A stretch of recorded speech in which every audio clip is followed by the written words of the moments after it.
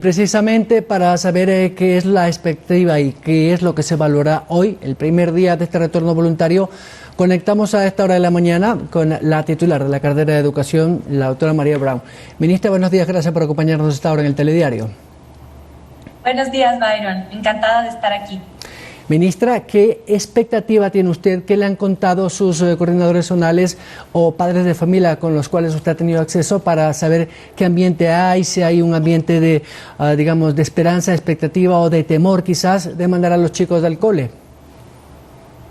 Por ahora tenemos reportes de mucho optimismo. Yo misma me encuentro en este momento en una institución educativa aquí en la ciudad de Quito y puedo verificar que todos han llegado con mucha tranquilidad, los estudiantes se encuentran con medidas de bioseguridad, todas al pie del cañón. Entonces estamos muy optimistas, muy tranquilos.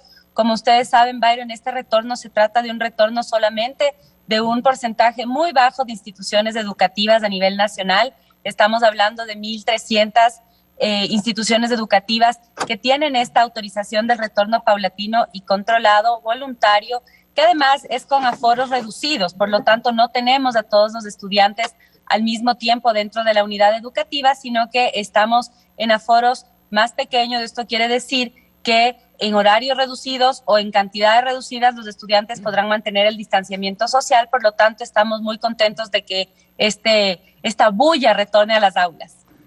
Ministra, hagamos un pequeño ejercicio. Sería que si en un aula promedio hay unos 20 chicos, estarán o podrían estar 10 separados entre banca y banca, 1,5 metros, digo yo, más o menos, y harán el mismo ejercicio pedagógico y académico que sus pares que están en vía telemática a través de el mismo profesor, es decir, el mismo profe que está impartiendo las clases presenciales también podrá conectarse con los que están online. ¿Cómo va a ser el procedimiento? Esa es una alternativa, Byron. Todo depende también de los aforos que tienen cada aula. Si estamos hablando de aulas pequeñas con más estudiantes, lo que debe garantizarse es que puedan mantener ese distanciamiento social, esos 2 metros de rigor de distancia entre pupitre y pupitre. Pero además también se incentiva mucho el trabajo fuera del aula, en espacios abiertos, con bastante ventilación. Y por otro lado, tienes el ejercicio de la virtualidad en la manera simultánea a la educación presencial puede manejarse de maneras distintas. La opción que tú acabas de mencionar ciertamente es una que algunas instituciones educativas van a ensayar y han intentado ya algunas de estas 501 que formaron parte del pilotaje, pero hay otras que lo que hacen es dividir a su planta docente para que también los estudiantes que permanezcan en el hogar tengan un contacto solamente con un docente que está dedicado exclusivamente a esa educación virtual y otro docente con los estudiantes que están dentro del aula. Es decir, existen muchas modalidades y modelos para que esto se pueda dar. No hay un solo modelo. Como yo he venido diciendo, hay un modelo por cada una de las instituciones educativas porque cada una de ellas es una realidad completamente distinta y por eso es que fue tan importante que cada una de ellas construya este plan específico a cada una de sus realidades. Ministra, si bien esto es experimental, es la primera vez que el sistema educativo afronta una situación tan compleja, tan única, y ahí un poco hay que reinventarse entre los procesos académicos y también en la capacidad de resiliencia que pueden tener los maestros, evidentemente también con la colaboración de los padres. ¿Cómo podrían ustedes a un futuro inmediato, muy cercano, evaluar si efectivamente estos procesos tan diferentes a la cotidianidad de la educación podrían estar siendo pedagógicamente asumidos por los chicos? Bueno, este proceso de evaluación tiene que ser constante y permanente. Ustedes saben que el Sistema Educativo Nacional tiene pruebas estandarizadas para varios años del sistema educativo, 3º, 7º, 10º y 3º de bachillerato. Luego también son momentos en donde se realizan evaluaciones censales. Esto nos permite saber cómo va el desempeño de los estudiantes. Sin embargo, en este momento lo que sí debemos contemplar es que cada vez que retornemos a esta semipresencialidad, se debe hacer una evaluación, un diagnóstico de cuál es la situación de cada uno de los estudiantes, porque también tendremos estudiantes que han podido seguir las clases de manera más regular y otros que por su baja conectividad, por el lugar de su residencia, a lo mejor no han tenido tanta oportunidad de avanzar en los contenidos educativos. Este diagnóstico de la situación pedagógica es sumamente importante para definir la hoja de ruta. Por otro lado está el diagnóstico psicosocial. Tal vez lo más complejo de esta pandemia a nivel de nuestra niñez y adolescencia es el impacto socioemocional que ha tenido el estar 15 meses separado de otros estudiantes, no tener contacto con otros pares de manera regular. Por otro lado, no tener contacto con docentes que nos permite detectar problemas de protección dentro del sistema educativo nacional.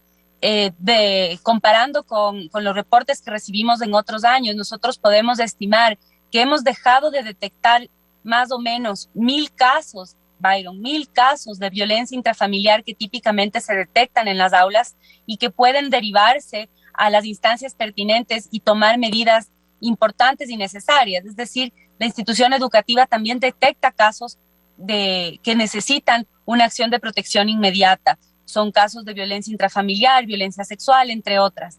Entonces, esto es otro diagnóstico sumamente importante que debemos hacer en estos momentos de presencialidad. Asimismo, también tenemos que ver este diagnóstico de la conectividad. Como ustedes saben, en el país tenemos un promedio de 40%, cerca del 40% de las familias que cuentan con acceso a conectividad y a dispositivos que permiten esta continuidad, y por lo tanto debemos ver qué impacto ha tenido esto, cómo también han podido avanzar en esa conectividad y qué estudiantes han podido hacer uso de herramientas como la televisión educativa, la radio educativa. En ese sentido, este diagnóstico que tú mencionas es fundamental.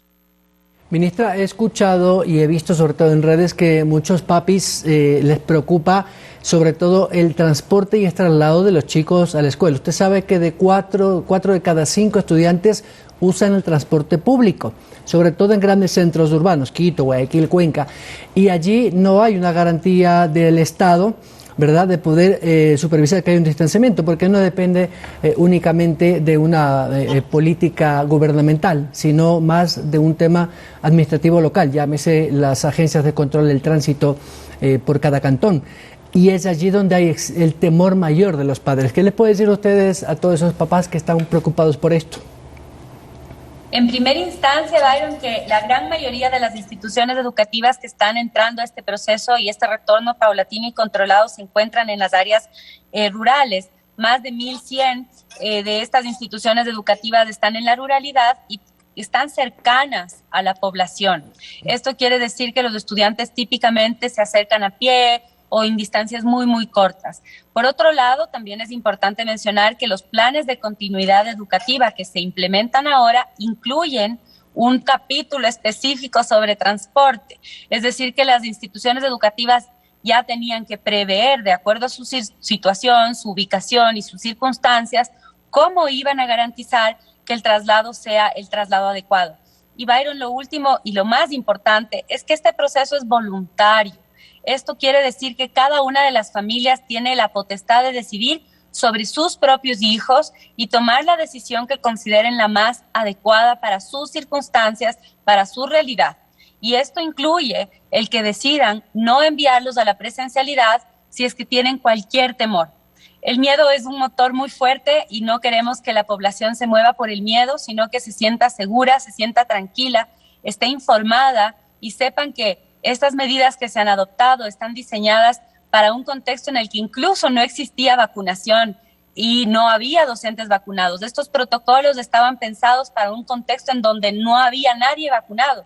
Y en este momento estaremos implementando estos mismos protocolos, pero con casi el 100% de nuestra planta de docentes ya con la primera vacuna y hasta el día de ayer más de 30,000 docentes con la segunda dosis. Ministra, hemos conversado con algunos rectores de instituciones educativas este fin de semana, sobre todo en Quito y en la Sierra Central, y nos han comentado que como están a escasas 3 semanas de finalizar el año lectivo, consideran que ya no es oportuno el retorno de los chicos al cole, aunque sea voluntario y digamos que discrecional. ¿Qué conoce usted si efectivamente en el sector privado hay menos posibilidad de que haya este retorno voluntario, pero sí en educación pública o fiscal? En el régimen Sierra tenemos esta realidad de que estamos próximos a culminar el año lectivo. No quisimos nosotros tomar la decisión por las instituciones educativas. Queríamos darles la libertad a que ellos tomen esa decisión de manera autónoma y responsable. Ellos no tienen la obligación, ni las públicas, ni las privadas, ni las fiscomisionales, que tienen el permiso ya aprobado en régimen sierra o en costa, no tienen la obligación del retorno, tienen la opción. Si ellos libremente y la comunidad decide que en este momento no es pertinente por cualquier motivo, pueden no hacer uso de este derecho y mantenerse en la educación a distancia. Otras instituciones educativas, Byron, seguramente también tuvieron la oportunidad de hablar con algunas de ellas, si quisieran que los estudiantes, aunque sea unas 2 o 3 veces, puedan encontrarse de manera presencial en espacios lúdicos, a veces también para esta evaluación y monitoreo del cual yo hablaba, que es también importante para poder planificar qué haremos y cómo funcionará este retorno paulatino y controlado cuando retornen a las aulas ya en septiembre. Es decir, aquí lo que estamos planteando es autonomía, una autonomía responsable en el que las instituciones educativas que tengan las condiciones tengan la autorización de comenzar a implementar estos planes siempre y cuando ellos lo consideren necesario. Y siempre que exista un riesgo o siempre que exista el contacto de un estudiante con otra persona que ha estado contagiada, abrir e instaurar ese cerco epidemiológico y que mantengan ese distanciamiento durante una cuarentena de 15 días hasta que puedan volver a conectarse y saber cuál ha sido el impacto de ese contacto, ¿no? Que de todas maneras es importante saber y conocer que estamos en esta pandemia y que dependemos de esta solidaridad de todos quienes nos escuchan para poder salir adelante, y para ello necesitamos que se respeten las medidas de bioseguridad, que mantengamos el uso de las mascarillas incluso después de estar vacunados, que mantengamos también ese distanciamiento y que no incurramos en pensar que porque ya tenemos la vacuna o las personas más vulnerables de nuestro entorno ya están vacunados, ya tienen su segunda dosis, podemos relajar esas medidas. Debemos mantenernos también firmes en ese sentido para que esta reactivación de las instituciones educativas de manera presencial o semipresencial no pueda ser totalmente segura, pero no solamente de la educación, sino también la reactivación económica y la reactivación del turismo, por ejemplo, en el país. Ministra, ¿tiene usted información si el 100% de los docentes a nivel nacional ya han sido vacunados y además el personal administrativo o de limpieza, servicios generales? Sí, Byron, tenemos más o menos en este momento, hablamos de un 90% de docentes que recibieron la primera dosis de vacuna. Existen docentes que porque estaban convalecientes de alguna enfermedad o estaban con COVID, incluso madres lactantes que han tomado la decisión de no vacunarse. Existe un porcentaje de esa población que no ha sido vacunada aún y están en la total libertad de acercarse en el momento que consideren ya pertinente, porque ellos ya fueron llamados a una primera vacunación. Los días sábados y domingos que están destinados para la población rezagada, acercarse a recibir esta primera dosis. Y ya, como te decía hace un momento, hemos avanzado en la vacunación de la segunda dosis.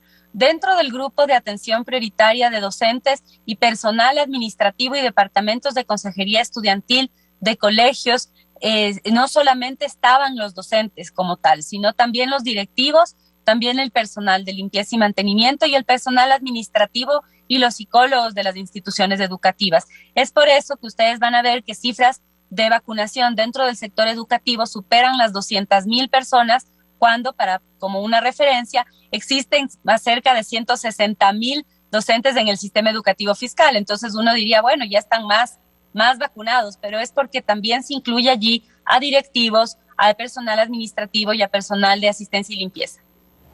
Ministra, estoy por terminar, le quiero agradecer. Coméntenos en qué escuela fiscal o colegio fiscal se encuentra esto ahí en Tumbaco y si tiene idea de cuántos chicos podrían ya haber ingresado a estos primeros minutos del retorno a clase. Así es, me encuentro en una institución educativa en Tumbaco. En este momento están ingresando 30 estudiantes. Ustedes van a poder ver en breve cómo están ya empezando su proceso educativo y ver cómo ellos también guardan estas medidas de bioseguridad. Yo estoy aquí y también personal del Ministerio de Educación, parte de mi equipo, están desplazados a nivel nacional. La viceministra de Educación, Cynthia Game, se encuentra en este momento también en la ciudad de Guayaquil y acompañaremos este proceso de manera muy responsable. Ministra Marea Abraham, le deseo la mejor de las suertes en este inicio de clases presencial y paulatina. Muy gentil. A ustedes, muchas gracias, Byron, y un feliz día. La ministra Marea Abraham. desde una de las escuelas aquí en los alrededores de Quito, exactamente en la parroquia Tumbaco, al oriente de Quito, donde está supervisando este retorno paulatino y discrecional de los padres de familia que han querido enviar a sus chicos al retorno a clase presencial. 7 de la mañana con 18 minutos. Vamos a hacer una pausa. Al regresar seguiremos hablando de este tema de educación.